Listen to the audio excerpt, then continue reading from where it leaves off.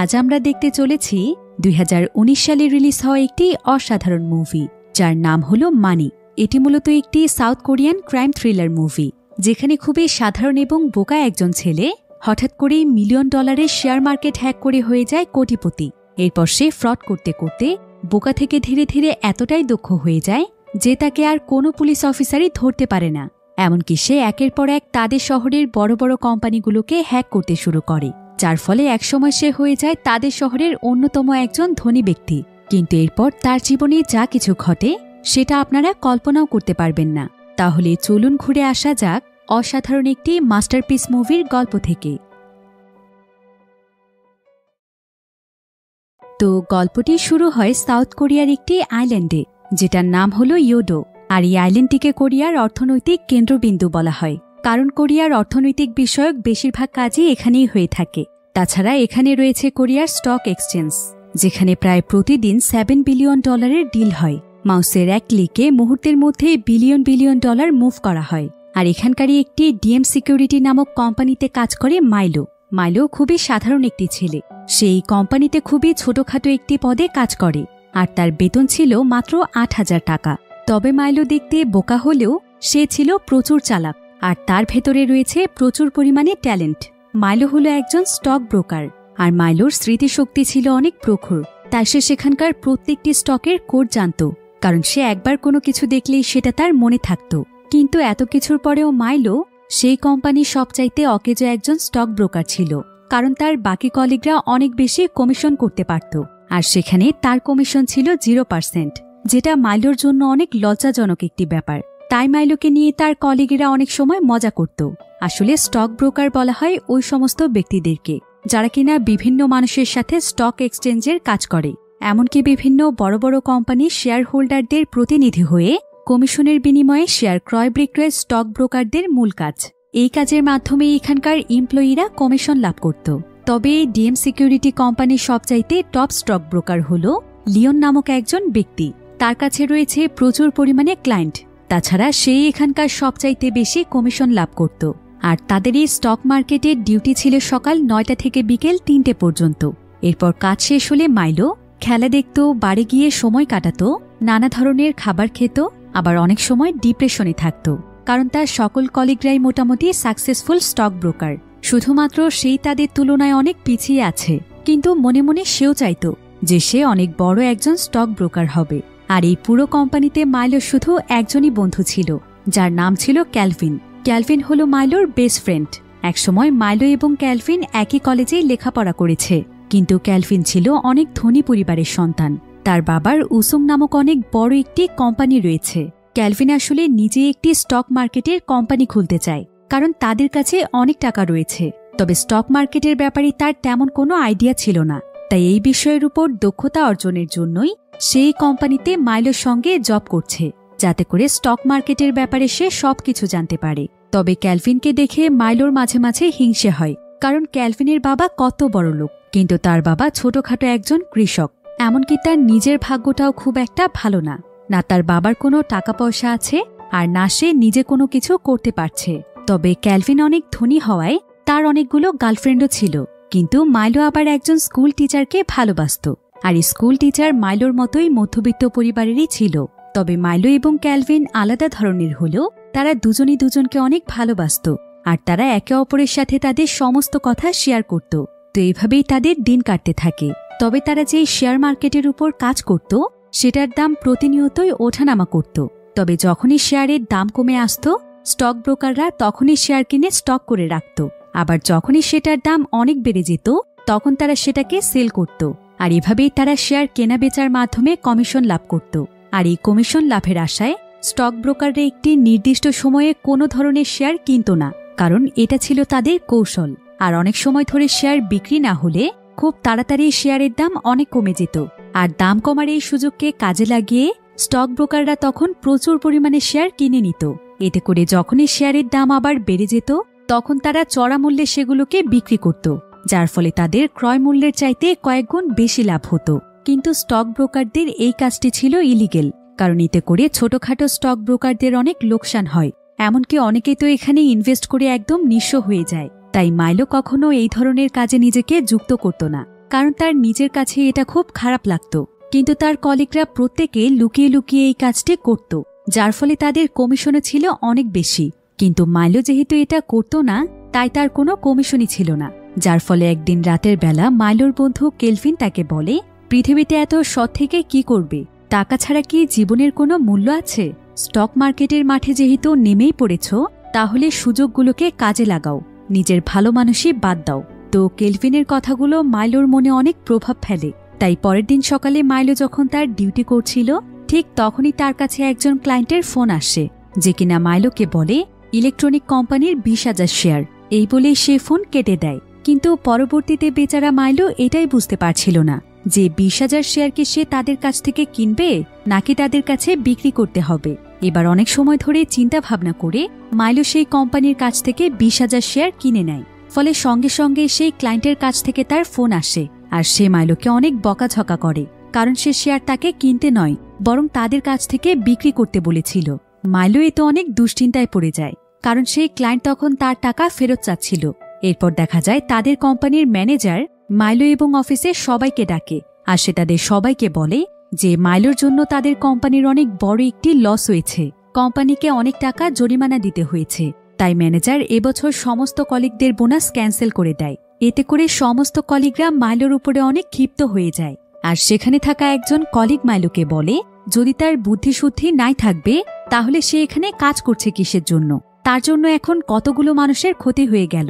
আর manager তো এখানে মাইলোকে company থেকে বের করে দিতে চাইছিল। মাইলো এতে প্রচণ্ড অপমান বোধ করে, আর রাতের বেলা সে মন খারাপ করে প্রচুর পরিমাণে ড্রিঙ্ক করতে থাকে, যেটা মাইলোরই সেই লিওন নামক কলিগ দেখতে পায়, যে কিনা ছিল তাদের কোম্পানির টপ স্টক ব্রোকার। সে তখন মাইলোকে তার সাথে নিয়ে আসে। এরপর সে মাইলোকে বলে যে একসময় সেও মাইলোর মতো বোকা ছিল। সে শেয়ার মার্কেটের কোনো কিছুই ভালোভাবে বুঝত না, কিন্তু যখন থেকে সে বুটিক নামের একটি সিক্রেট ইনভেস্টমেন্ট কোম্পানিতে যোগদান করেছে আর সেখানেই সে স্টক ব্রোকারের কাজ করছে, তখন থেকেই তার ভাগ্যের চাকা ঘুরে গিয়েছে। একথা শুনে মাইলো তখন পরের দিন সকালবেলা তার বন্ধু ক্যালভিনের কাছে বুটিক নামক সেই কোম্পানির ব্যাপারে জানতে চায়। মাইলো তখন জানায় বুটিক হলো একটি সিক্রেট ফ্রড কোম্পানি, যেটা প্রতিনিয়ত কৌশলে মিলিয়ন মিলিয়ন ডলার উপার্জন করে। এরপর মাইলো আবারও লিওনের কাছে যায়, আর সে তাকে জানায় যে সেও সেই কোম্পানির সাথে কাজ করতে চায়। লিওন তখন তাকে টিকেট নামক একজন ব্যক্তির কথা বলে, যে ছিল সেই কোম্পানির বিখ্যাত একজন ব্রোকার। আর তারা সবাই টিকেটের আন্ডারেই কাজ করে, কারণ টিকেটের কাছে শেয়ার মার্কেটের সমস্ত গোপন তথ্যগুলো থাকে। আর এখন পর্যন্ত যেই তার সঙ্গে কাজ করেছে সেই একদম ধনী হয়ে গিয়েছে। এরপর লিওন মাইলোকে টিকেটের সঙ্গে দেখা করার ব্যবস্থা করে দেয়, আর পরের দিন বিকেলবেলায় মাইলো তার সঙ্গে দেখা করতে পারে। এরপর টিকেট তখন এখানে মাইলোকে বলে, তোমার ব্যাপারে লিওন আমাকে সবকিছু বলেছে। আমার আসলে একজন নতুন ব্রোকারের প্রয়োজন ছিল, তাই আমি লিওনকে আমার জন্য একজন লোক এনে দিতে বলেছিলাম। আশা করি তুমি আমার কাজটা ভালো মতোই করতে পারবে। কাল তোমার কাছে আননোন নাম্বার থেকে একটি কল আসবে। স্যামেল এসিড নামক একজন ব্যক্তির অ্যাকাউন্ট তোমাকে কন্ট্রোল করতে হবে, আর সেই অ্যাকাউন্ট থেকে তোমাকে কিছু শেয়ার কিনতে হবে, যেটার মূল্য 50 মিলিয়ন, আর প্রফিট হচ্ছে 2 মিলিয়ন। তাই তুমি যদি এই কাজটি পারফেক্টভাবে করতে পারো তাহলে তোমার প্রফিট হবে $500,000। একথা শুনে মাইলা একদম চমকে যায়, কারণ এই টাকার পরিমাণ ছিল তার মাসিক বেতনের প্রায় 250 গুণ বেশি, যেটা দিয়ে সে সারা জীবন বসেই কাটাতে পারবে। এরপর টিকেট তাকে একটি মোবাইল দিয়ে বলে যে যদি সে এই কাজটিতে সফল হয় তাহলে সে সামনে আরও এরকম অনেক কাজ পাবে। এরপর পরের দিন সকালবেলা মাইলো টিকেটের কথা মতো স্যামেল এসিড নামক সেই ব্যক্তির অ্যাকাউন্ট ওপেন করে। মাইলো দেখতে পায় অ্যাকাউন্টের মধ্যে $50 মিলিয়ন জমা রয়েছে। তাই মাইলো সেই অ্যাকাউন্টটিকে ডিলিংয়ের জন্য রেডি করে ফেলে। আর ঠিক তখনই তার কাছে সেই আননোন নাম্বার থেকে ফোন আসে, যেখানে তাকে একজন ব্যক্তি বলে, যখনই শেয়ার মার্কেটের সময় শুরু হবে ঠিক তখনই তুমি স্প্রেড নামক একটি কোম্পানির কাছ থেকে প্রায় 8,000 শেয়ার কিনে নেবে। কিন্তু স্প্রেড নামের যে কোম্পানিটি রয়েছে সেটা 100-র উপরে শেয়ার কখনোই সেল করে না। তাহলে মাইলো সেখান থেকে কিভাবে 8,000 শেয়ার কিনবে? কিন্তু স্প্রেড নামক সেই কোম্পানিতে টম নামক একজন স্টক ব্রোকার ছিল, আর সে ছিল টিকেটেরই লোক। তাই সে এখানে চালাকি করে স্প্রেড কোম্পানির পক্ষ থেকে শেয়ার মার্কেটে তাদের কোম্পানি থেকে 8,000 শেয়ার রেখে দেয়, যেটা সঙ্গে সঙ্গেই মাইলো কিনে ফেলে। তাই এত বড় ডিলিংয়ের খবর সঙ্গে সঙ্গেই চারিদিকে ছড়িয়ে পড়ে, কারণ স্প্রেড কোম্পানিতে কখনোই এরকম কিছু হয়নি। আর এই খবর ফাইন্যান্সিয়াল সুপারভাইজার কোম্পানিতেও চলে যায়, যারা কিনা কোরিয়ার শেয়ার মার্কেট ফ্রড কন্ট্রোল করে থাকে। এদিকে স্প্রেড কোম্পানির মালিকও এটা জানতে পারে যে তার কোম্পানিরই কোনো একজন স্টক ব্রোকার তার সাথে এই ধরনের চিটারি করেছে। আর ম্যানেজার এখানে উত্তেজিত হয়ে তার কলিগদেরকে বলে যে যতগুলো শেয়ার সেল হয়েছে তারা এখনই যেন সেগুলোকে কিনে নেয়, না হলে পরবর্তীতে সেগুলোর দাম অনেক বেড়ে যাবে। তবে টম শেয়ার মার্কেটে স্প্রেড কোম্পানি থেকে 13,000 শেয়ার রেখেছিল, যেখান থেকে মাইলো 8,000 শেয়ার খুব সুন্দরভাবে কিনে নেয়। অন্যদিকে বাকি কোম্পানিগুলো স্প্রেড কোম্পানির এতগুলো শেয়ার দেখে তারাও সেগুলোকে কেনার জন্য লেগে পড়ে। তাই চারিদিকে একদম তোলপাড় শুরু হয়ে যায়। এমনকি মাইলোর কোম্পানির ভাইস প্রেসিডেন্টও সেখানে চলে আসে, আর সেইটা দেখে একদম অবাক হয়ে যায় যে মাইলো একাই 8,000 শেয়ার কিনতে পেরেছে। কারণ কালকেও মাইলো একজন বোকা স্টক ব্রোকার ছিল, আর আজকেই কিনা তার এত পরিবর্তন, যার ফলে ভাইস প্রেসিডেন্টের সন্দেহ হয়। তাই সে তার ক্লায়েন্টের সঙ্গে কথা বলে যে কিনা ফেক ছিল।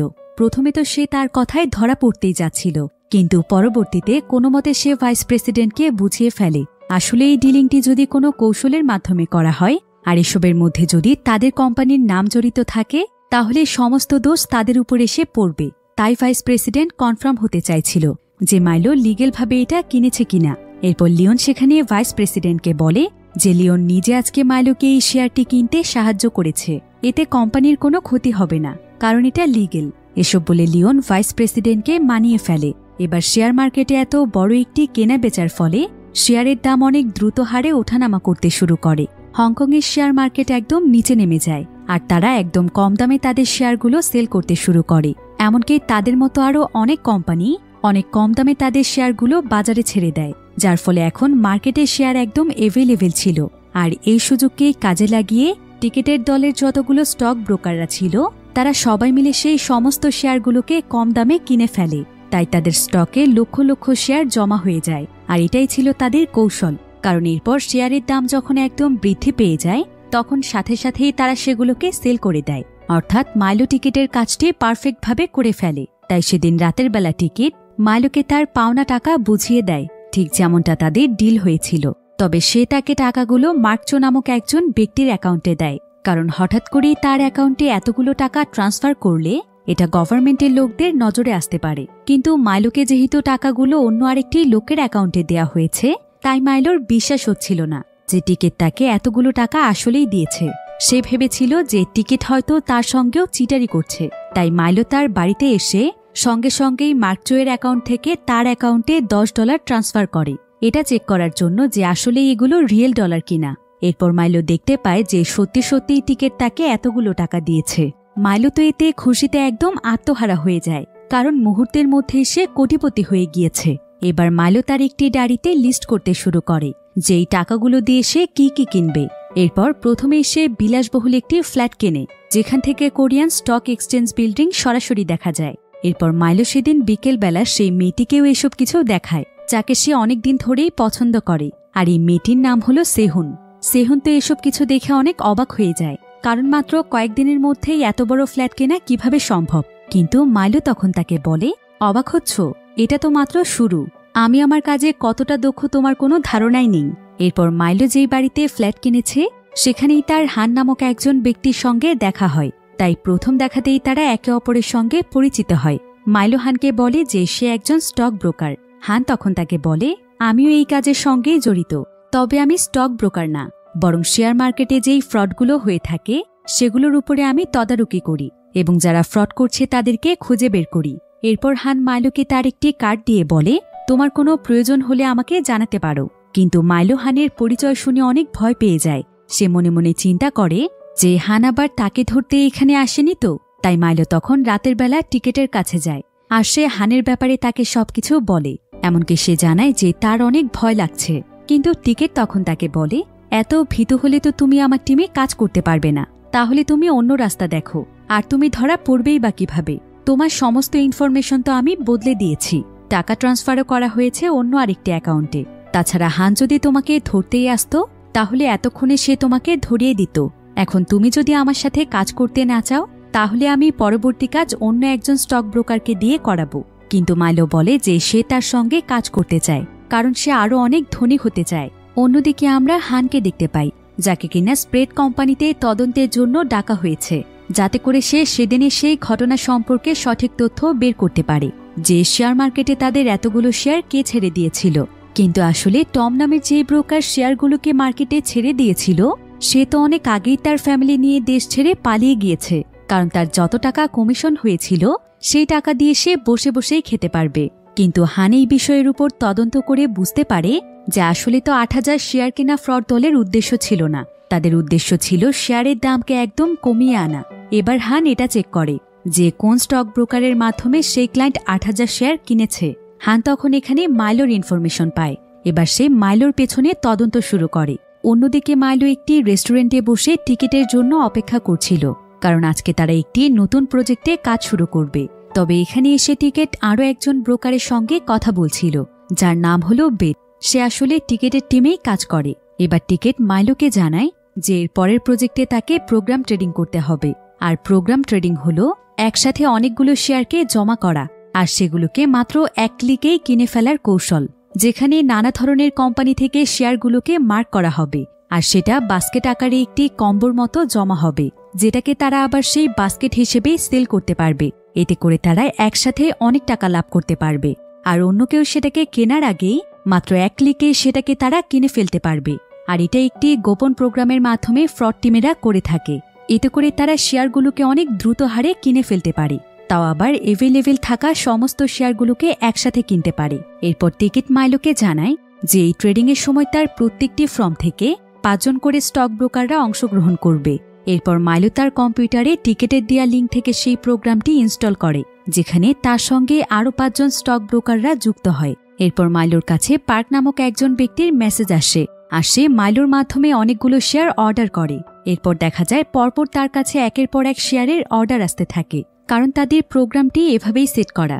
তাই মার্কেটের প্রায় সমস্ত অর্ডারগুলো অটোমেটিক তার কাছেই আসছিল, যার ফলে মাইলো সেদিন সমস্ত স্টক ব্রোকারদের মধ্যে সবচাইতে বেশি শেয়ার কেনে আর সে টিকিটের কথা মতো তার কাজ কমপ্লিট করতে পারে। তবে তার কলিগরা অনেক অবাক হয়ে যায় আর তারা আজকে মাইলোর অনেক প্রশংসা করে। এতে মাইলো খুশিতে একদম আত্মহারা হয়ে পড়ে, কারণ তার স্বপ্নগুলো আস্তে আস্তে সত্যি হয়ে যাচ্ছে। এবার একদিন রাতের বেলা মাইলোর সঙ্গে হানের দেখা হয়। হান তখন মাইলোকে বলে, তোমার উপর আমার নজর রয়েছে, তাই কোনো ফ্রড কাজ করার চেষ্টাও করো না। মাইলো এতে কিছুটা ভয় পেয়ে যায় আর সে সঙ্গে সঙ্গেই টিকিটকে একথা জানায়। তখন টিকিট তাকে বলে, হ্যান হয়তো তোমার উপর সন্দেহ করেছে, কিন্তু এতে করে কোনো লাভ নেই। তাই তার কাছে কোনো প্রমাণ নেই যাতে করে সে তোমাকে ফাঁসাতে পারবে। কিন্তু তুমি যদি এভাবে ভয় পেতে থাকো তাহলে কিন্তু ব্যাপারটা অন্যদিকে চলে যাবে, তাই স্ট্রং থাকো। এবার মাইলো তার অ্যাকাউন্টে জমে থাকা সমস্ত টাকা তুলে নেয়, যেই টাকার পরিমাণ ছিল অনেক। এরপর মাইলো তার এই খুশির সময়টিকে উদযাপন করার জন্য একটা সমুদ্রের কিনারায় ট্যুরে যায়, যেখানে তার রয় নামক একজন ব্যক্তির সঙ্গে পরিচয় হয়। রয় তাকে জানায় যে তার নাকি নিউ ইয়র্কে ইনভেস্টমেন্ট ফার্ম আছে। এরপর তারা দুজনই দুজনের সঙ্গে তাদের কার্ড এক্সচেঞ্জ করে, যাতে করে যে কোনো প্রয়োজনে তারা একে অপরের সঙ্গে যোগাযোগ করতে পারে। এরপর মাইলো যখন তার কাজে ফিরে আসে তখন তার বন্ধু ক্যালভিন তাকে জানায় যে প্রসিকিউশনের লোকেরা তাদের কোম্পানিতে রেড নোটিশ পাঠিয়েছে, যেটার কারণ হচ্ছে মাইলো, কারণ তার লাস্ট কয়েকটি বিশাল বিশাল ডিলিং ক্রাইম ইউনিটের নজরে এসেছে। এরপর ডিএম কোম্পানির পরিচালকেরা মাইলোকে তাদের অফিসে ডাকে আর তারা এই সমস্ত ব্যাপারে মাইলোর কাছে জানতে চায়। কিন্তু মাইলো এখানে অনেক আত্মবিশ্বাসী ছিল। সে বলে যে সে ক্লায়েন্টের অর্ডার পেয়েছে বলেই এতগুলো শেয়ার কিনতে পেরেছে, তাছাড়া সে তো একা টাকা ইনকাম করেনি, তার জন্য তাদের কোম্পানিরও তো অনেক লাভ হয়েছে। আর স্টক মার্কেটে শেয়ার কেনাই তো তার কাজ, সে অর্ডার পেয়েছে বলেই তো কিনেছে, এখানে ফ্রডের তো কোনো কিছু নেই। এভাবে সমস্ত প্রশ্নের উত্তর দেয়ায় তারা সবাই মাইলোকে নির্দোষ মনে করে। এবার ডিএম কোম্পানির উপর ইনভেস্টিগেশনের ফলে তাদের কোম্পানির ফেমাস কয়েকজন স্টক ব্রোকারদের নামে সোশ্যাল মিডিয়ায় কিছু নিউজ ভাইরাল হয়, যেখানে লিওনের নামেও একটি নিউজ ছিল যে লিওন নাকি গোপনে মেয়েদের পেছনে টাকা ওড়ায়। আর এই নিউজটি দেখতে পায় লিওনের ওয়াইফ, তাই তার ওয়াইফ সঙ্গে সঙ্গেই লিওনের অফিসে এসে তার একজন মেয়ে কলিগকে মারতে শুরু করে, যার ফলে অফিসে অনেক ঝামেলা হয়। এতে অফিসের ম্যানেজার লিওনের উপর প্রচণ্ড রেগে যায়, তাই সে তাকে কোম্পানি থেকে বের করে দেয় আর সে লিওনের সমস্ত কাজ মাইলোকে দিয়ে দেয়। তাই এই সমস্ত কিছুর জন্য লিওন মাইলোকেই দোষারোপ করছিল, কারণ মাইলোর জন্যই এই ধরনের নিউজ ভাইরাল হয়েছে। তাছাড়া মাইলোর জন্য এখন টিকিটও তাকে কাজ দিচ্ছে না, তাই লিওন মাইলোর সঙ্গে ঝগড়া করে সেখান থেকে চলে যায়। এবার মাইলো তো এখন অনেক বড়লোক হয়ে গিয়েছে, তাই সে তার টাকা পয়সা গাড়ি বাড়ির লোভ দেখিয়ে তার অফিসের একজন কলিগের সঙ্গে প্রেমের সম্পর্কে জড়ায়, যেটা কিনা সেহন জানতে পারে। তাই সে সোজা মাইলোর সামনে এসে মাইলোর গালে চড় দেয় আর সে মাইলোকে বলে, টাকা পয়সা হলে মানুষ এতটা নিচে নামতে পারে? আমার তোমার প্রতি ঘৃণা হচ্ছে, এই বলেই সেহুন সেখান থেকে চলে যায়। প্রথমে মাইলোর একটু মন খারাপ হলেও পরবর্তীতে সে তার টাকা পয়সা নিয়ে চিল করতে থাকে। তার আর সেহুনের কথা মনেই থাকে না। এরপর টিকেটের সঙ্গে কাজ করতে করতে মাইলো স্টক মার্কেটের ব্যবসায় একদম দক্ষ হয়ে যায়। তাই এখন পুরো অফিসের সবাই তাকে সম্মান করে, আর প্রায় প্রতিদিনই টপ স্টক ব্রোকারদের লিস্টে তার নাম সবার উপরে থাকে।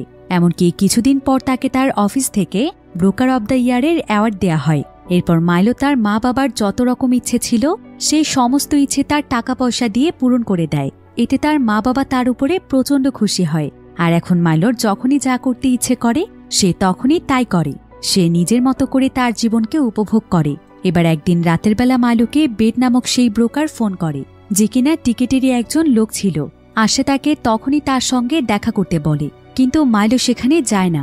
কিন্তু পরের দিন সকালবেলায় সে জানতে পারে যে সেই ব্রোকার নাকি আত্মহত্যা করেছে। এরপর মাইলোর সাথে হানের দেখা হয়, যে গতকাল রাতে সে এবং বেড মিলেই তাকে ফোন করেছিল, কারণ তারা দুজনই তার মাধ্যমে টিকেটকে ধরতে চাইছিল। কিন্তু মাইলো তাদের কথায় আসেনি, তাই অভিমান করেই নাকি বেড আত্মহত্যা করেছে। কিন্তু মাইলো এখানে তার কথায় কোনো পাত্তা দেয় না। এবার কিছু ইনভেস্টিগেশনের মাধ্যমে লিওন জানতে পারে যে লাস্ট কয়েকদিনে সে বেড এবং পার্ক নামক দুজন ব্যক্তির সঙ্গে ট্রানজেকশন করেছে, যেটার অ্যামাউন্ট ছিল অনেক বড়। তাই সে প্রথমে বেডের সঙ্গেই দেখা করতে গিয়েছিল, কিন্তু বেড তো এখন মারা গিয়েছে।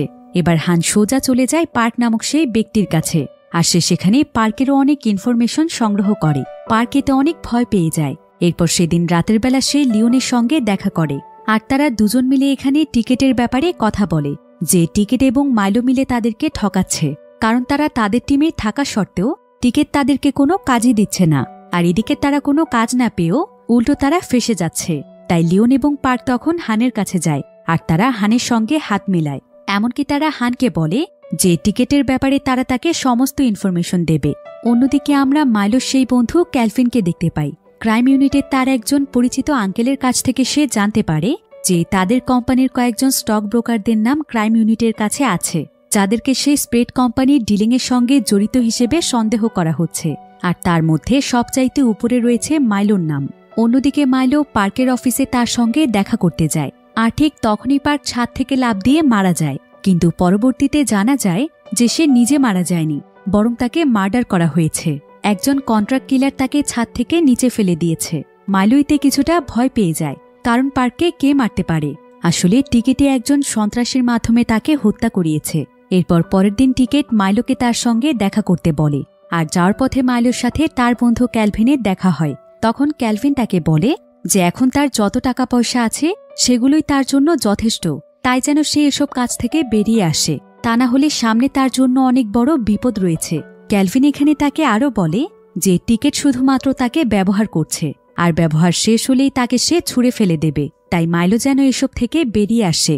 এমনকি সে ক্যালভিনকে মারতে শুরু করে, আর সে তাকে বলে, তোমার মতো ধনী মানুষ টাকার মূল্য কি বুঝবে? আমার জন্য তোমাকে এত চিন্তা করতে হবে না। তবে মাইলোর এমন আচরণে ক্যালভিন অনেক কষ্ট পায়। এদিকে মাইলো সোজা টিকেটের সঙ্গে দেখা করতে যায়।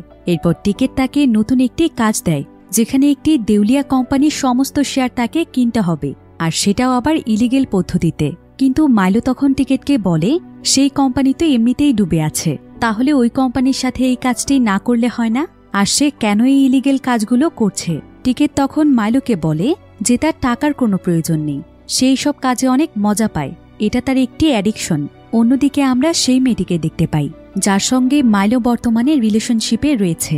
সেই মেয়েটির নাম ছিল কিমি। কিমিও কয়েকদিন ধরে ইলিগেল কিছু কাজের সঙ্গে যুক্ত রয়েছে, তাই হান তখন এখানে এসে তাকে ব্ল্যাকমেইল করে। সে একটি পেন ড্রাইভে মাইলোর কম্পিউটার থেকে তাকে কিছু তথ্য এনে দিতে বলে, আর যদি সে এটা না করে তাহলে কালকে সে তাকে পুলিশের কাছে ধরিয়ে দেবে, কারণ তার কাছে কিমির ব্যাপারে সমস্ত তথ্য রয়েছে। কিমি এতে অনেক ভয় পেয়ে যায়, আর সে তার কথায় রাজি হয়। এরপর পরের দিন মাইলো যখন কাজ করছিল তখন তার কাছে টিকেটের ফোন আসে, আর টিকেট তাকে সিগন্যাল 100 নামক একটি কোম্পানির কথা বলে, যেখানে প্রায় 20 মিলিয়ন শেয়ার পড়ে আছে।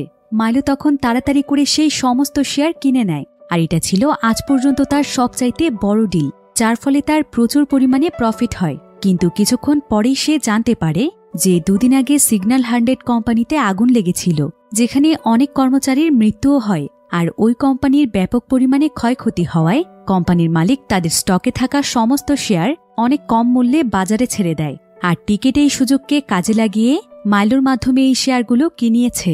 তবে মাইলোর এখানে বুঝতে আর বাকি থাকে না যে সিগন্যাল 100 কোম্পানিতে আগুন টিকেটই লাগিয়েছে, যাতে করে তাদের শেয়ারের মূল্য হুট করে কমে যায়। মাইলোর এতে নিজেকে অনেক অপরাধী মনে হচ্ছিল, কারণ এই অগ্নিকাণ্ডে অনেক নিরীহ মানুষ মারা গিয়েছে। এরপর মাইলো যখন অফিস থেকে বের হয়ে যায়, তখন তার কম্পিউটারের সামনে কিমি আসে। আর কিমি সেই পেনড্রাইভের মধ্যে মাইলোর কম্পিউটার থেকে সমস্ত ইনফরমেশন নিয়ে নেয়। অন্যদিকে টিকেট তার লোকদের মাধ্যমে লিওনের গাড়িতে অনেক বড় একটি অ্যাক্সিডেন্ট করায়, কারণ লিওন তার বিরুদ্ধে হানের সঙ্গে হাত মিলিয়ে কাজ করছিল। আর এই অ্যাক্সিডেন্টে লিওন গুরুতরভাবে আহত হয়ে একদম কোমাতে চলে যায়। এদিকে মাইলোর কাছে একটি ফোন আসে, আর ফোনের অপর প্রান্তে থাকা ব্যক্তি মাইলোকে বলে যে এই ট্রানজ্যাকশনের সমস্ত তথ্য নিয়ে তার কাছে আসতে। সে তাকে টিকেটের চাইতে আরও বেশি টাকা দেবে। কিন্তু ওই ব্যক্তির কথোপকথন শুনে মাইলো বুঝতে পারে যে এটা তার সঙ্গে কেউ প্রতারণা করছে। আসলে হানের একজন লোক তাকে ফোন করেছিল, কিন্তু তারা ধরা পড়ে যায়। এবার মাইলো যখন তার অফিসের নিচে আসে, তখন সেখানে হান কয়েকজন লোককে নিয়ে এসেছিল মাইলোকে ধরার জন্য, কারণ কিমির দেয়া তথ্য থেকে তারা মাইলোর বিরুদ্ধে প্রমাণ পেয়েছে। মাইলো এতে ভয় পেয়ে দৌড়ে পালাতে শুরু করে। এদিকে টিকেটের একজন লোকও মাইলোকে মারার জন্য ধাওয়া করতে থাকে, কারণ মাইলো যদি এখানে ধরা পড়ে যায় তাহলে টিকেটও ফেসে যাবে। কিন্তু টিকেটের সেই লোক একটি গাড়ির সঙ্গে অ্যাক্সিডেন্ট করে, যার ফলে মাইলো বেঁচে যায়। কিন্তু এরপর টিকেট মাইলোকে ধরে সেই হসপিটালে নিয়ে আসে যেখানে লিওন রয়েছে। এরপর সে লিওনকে দেখিয়ে মাইলোকে বলে যে সে যদি কোনোভাবে তার বিরুদ্ধে যাওয়ার চেষ্টা পর্যন্ত করে, তাহলে তার পরিণতিও পার্ক অথবা লিওনের মতোই হবে। মাইলো এতে অনেক দুশ্চিন্তায় পড়ে যায়। তবে এরপর মাইলো জানতে পারে যে টিকেটের মূল উদ্দেশ্য শেয়ার কেনা নয়, বরং সে বিভিন্ন কোম্পানিকে দেউলিয়া করে সেই সমস্ত কোম্পানি অনেক কম মূল্যে কিনে নেয়। আর যখনই শেয়ারের দাম অনেক বৃদ্ধি পায়, তখন সেগুলোকে সেল করে আবারও সেই কোম্পানিকে দাঁড় করিয়ে ফেলে। এভাবে করে এক এক করে সে কোম্পানি দখল করে। আর এবার সে লিওনকে আরেকটি কোম্পানির উপর কাজ দেয়, যেটার নাম শুনে লিওন একদম চমকে যায়, কারণ এই কোম্পানিটি ছিল তার বন্ধু ক্যালভিনের বাবার, অর্থাৎ উসুং কোম্পানি। অন্যদিকে মাইলোর বিরুদ্ধে হানের কাছে প্রমাণ ছিল, তাই সে ক্রাইম ইউনিটকে নিয়ে ডিএম কোম্পানিতে রেড নোটিশ পাঠায়। আর সে মাইলোকে তার সঙ্গে নিয়ে আসে। এরপর সে মাইলোকে এটা দেখায় যে টিকেটের জন্য কতগুলো কোম্পানি শেষ হয়ে গিয়েছে আর কতগুলো স্টক ব্রোকারদের জীবন নষ্ট হয়েছে। এরপর হান তাকে এটাও জানায় যে কিমির মাধ্যমে সে তার বিরুদ্ধে সমস্ত প্রমাণ পেয়ে গিয়েছে।